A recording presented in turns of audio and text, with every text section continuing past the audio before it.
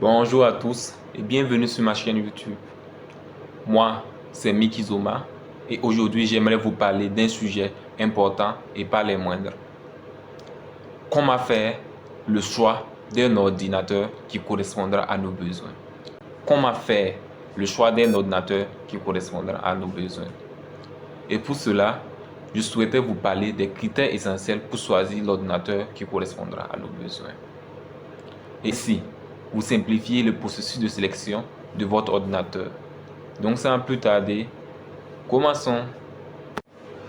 Donc, choisir un ordinateur dépend essentiellement de l'usage prévu pour l'ordinateur. Est-ce pour un usage personnel, c'est-à-dire vous souhaitez faire de la navigation web, regarder des médias et jouer à des jeux vidéo, saisir du test, envoyer des courriels, ou est-ce pour des usages spécialisés, c'est-à-dire faire des montages vidéo, faire de la modélisation 3D ou faire du gaming intensif pour les amoureux des jeux vidéo. Pour faire ce choix, je vais vous parler des différentes spécifications matérielles qu'on regarde généralement. Donc, on regarde généralement le processeur. Le processeur, lui, il agit comme le cerveau de l'ordinateur. C'est-à-dire, comme le cerveau d'un être humain, il est capable de traiter une quantité immense d'informations. En résumé, il permet à l'ordinateur d'effectuer différentes tâches simultanément, telles que l'exécution de programmes, le traitement de données, la navigation sur le web. Donc, les différents processeurs qu'on rencontre habituellement sont l'Intel Core i3, l'Intel Core i5, l'Intel Core i7, l'Intel Core i9 qui est équivalent à l'AMD Ryzen 9. Par la suite, nous avons la mémoire RAM. Comme son nom l'indique, c'est la mémoire de l'ordinateur. Mais cependant, cette mémoire, elle est volatile. Je m'explique. Elle est utilisée par l'ordinateur pour stocker temporairement des données et des programmes pendant leur utilisation.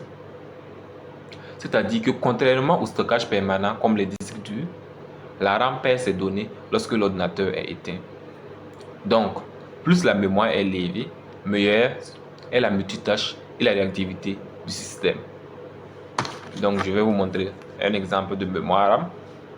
Je ne sais pas si vous voyez. Donc, je vais lire pour vous. Cette mémoire RAM indique que bon, c'est une mémoire RAM de 8 Go. C'est écrit ici. Je ne sais pas si vous voyez. C'est une mémoire RAM de 8 Go. Donc, nous pouvons avoir des mémoires RAM de 8 Go, des mémoires RAM de 16 Go, des mémoires RAM de 32 Go, et etc.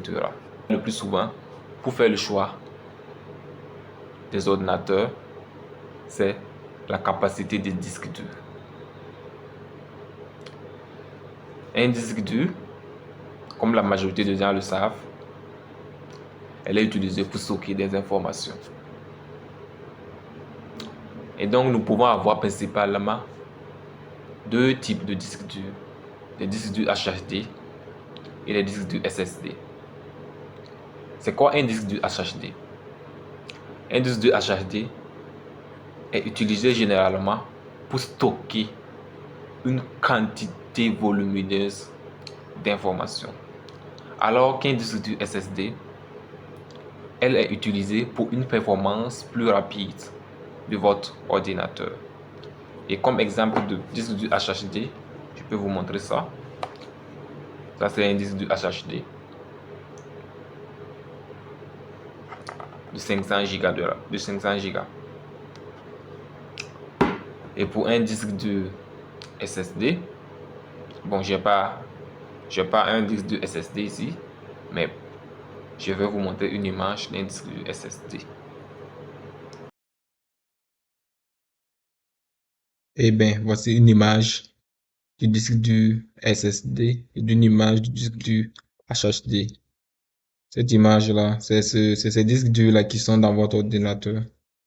Voilà l'image du disque dur SSD. Donc, ce sont ces genres de disques durs qui sont intégrés dans votre ordinateur. Donc, à travers les explications de la mémoire RAM et disque dur, on peut citer une différence essentielle entre les deux? Donc, je vous laisse réfléchir pendant 5 secondes et je vous donne la réponse.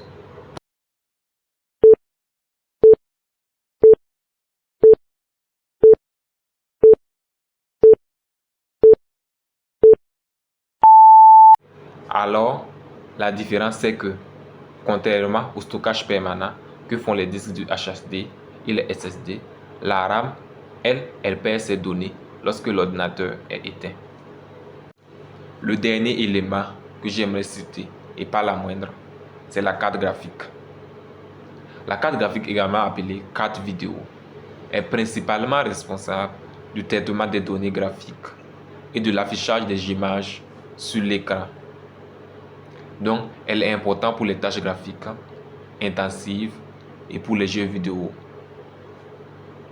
Et donc, en fonction de ce que j'ai dit plus haut, pour un usage personnel comprenant la navigation web, la lecture de médias, les jeux légers, la saisie de tests et l'envoi d'emails, vous n'avez pas besoin de spécifications matérielles très élevées.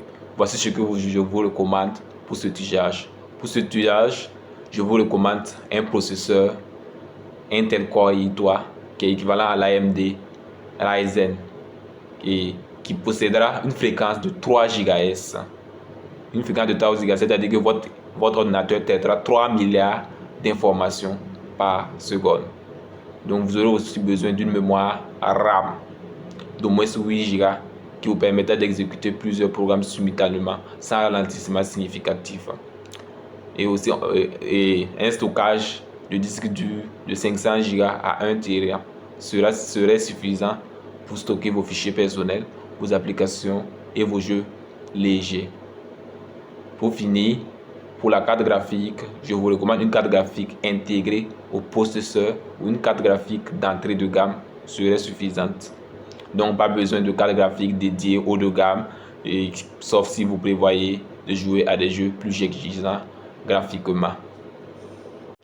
Si par contre vous voulez utiliser votre ordinateur pour des usages spécialisés tels que le montage vidéo, la modélisation 3D et le gaming intensif, vous aurez besoin d'une configuration matérielle plus puissante et robuste.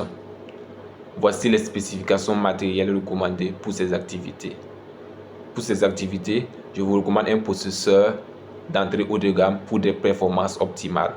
Un processeur Intel Core i7 ou i9 ou un processeur AMD Ryzen 7 ou Ryzen 9 offrira des performances élevées pour la multitâche, le rendu vidéo et les jeux intensifs.